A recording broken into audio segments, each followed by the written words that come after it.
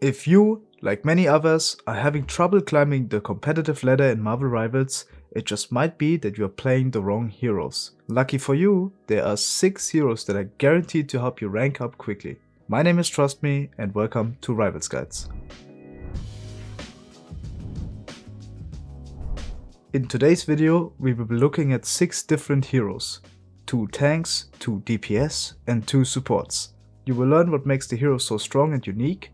We will be going over what you need to be focusing on to get the most out of each of these heroes' kits. Let's start things off with the tanks and the master of magnetism, Magneto.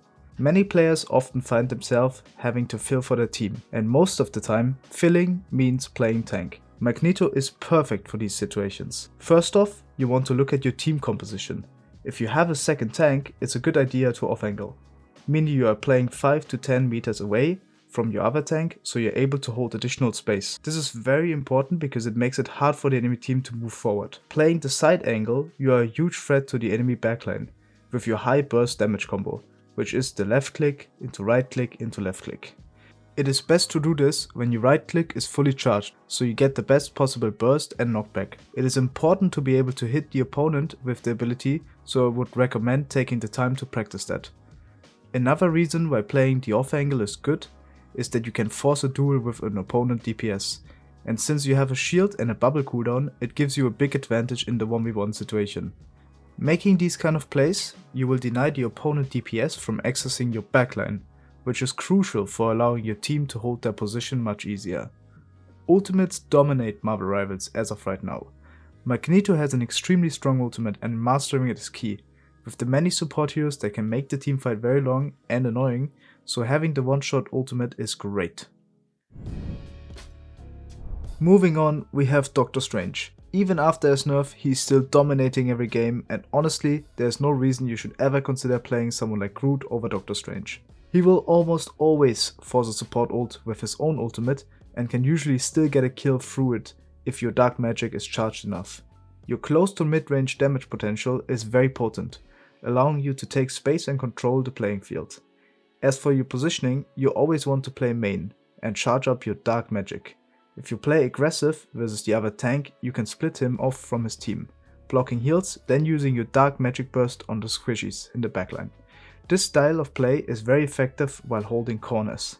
Mastering your animation cancel is very important for 2 reasons. It helps you deal more damage while taking less damage, putting less stress on your supports.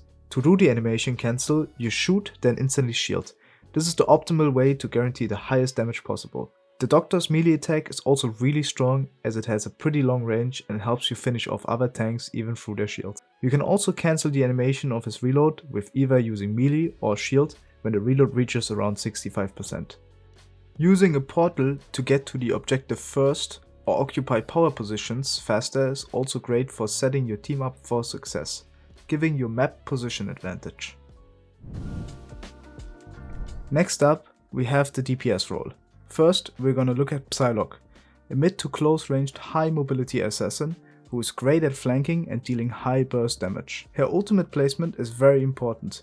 You want to try and target 2 squishies. If there are too many targets, it won't be effective, and if targeting tanks, they will just soak up all the damage, so keep those things in mind. Psylocke is an absolute beast in 1v1s.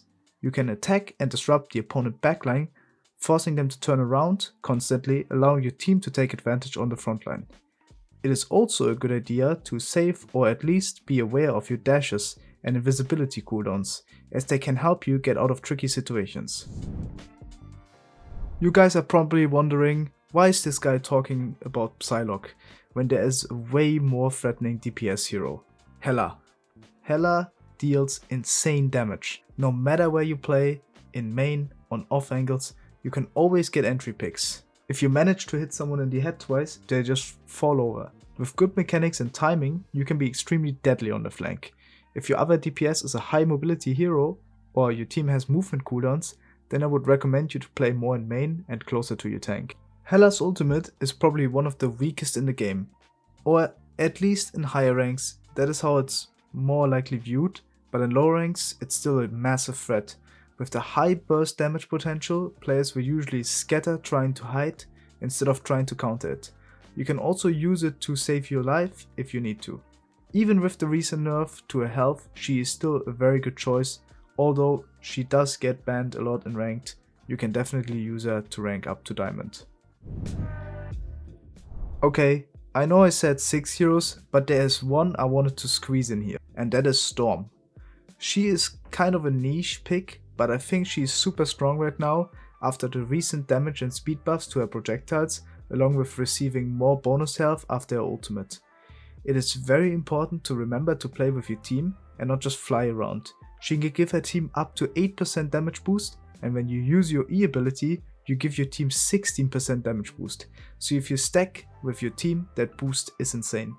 As I said earlier in the video, ultimates are everything, and with Storm's ult you are guaranteed to force a support ultimate or get at least one kill. And lastly, we have the support role. I think there's no surprise here putting Luna on this list. She's probably the best support in the game right now. You cannot beat 12 seconds of invincibility, the best ultimate in the game. I would recommend learning to make use of the damage boost and when to swap, as it can also be useful to counter opponent ultimates. When you attach the snowflake or idle aura to someone, they will receive a healing boost when you heal others. Or if you heal your person with the snowflake, they will get a healing boost. As Luna, you want to play far in the backline, so you can easily supply your team with healing and build your ultimate as fast and as much as possible. Also, a good idea would be to save your freeze to help protect yourself from flankers. Your shift pierces through targets, so it's good to align yourself up behind your team so you can hit as many targets as possible. Don't forget, it also reloads your weapon, so using it during a critical fight instead of reloading is also great. And finally, for the last hero on this list, the newly added Invisible Woman. She has amazing cooldowns, good healing and damage, not to mention a pretty broken ultimate. I would recommend a playstyle similar to Luna, but using off angles a little more, since she has more versatile kit. Learning to use her cooldowns is really important. There are tons of interactions that are extremely helpful with your knockback ability, but they can also cause harm to your team. Using your Guardian Shield for sustaining your team is key to winning a lot of fights, as well as a great ultimate placement.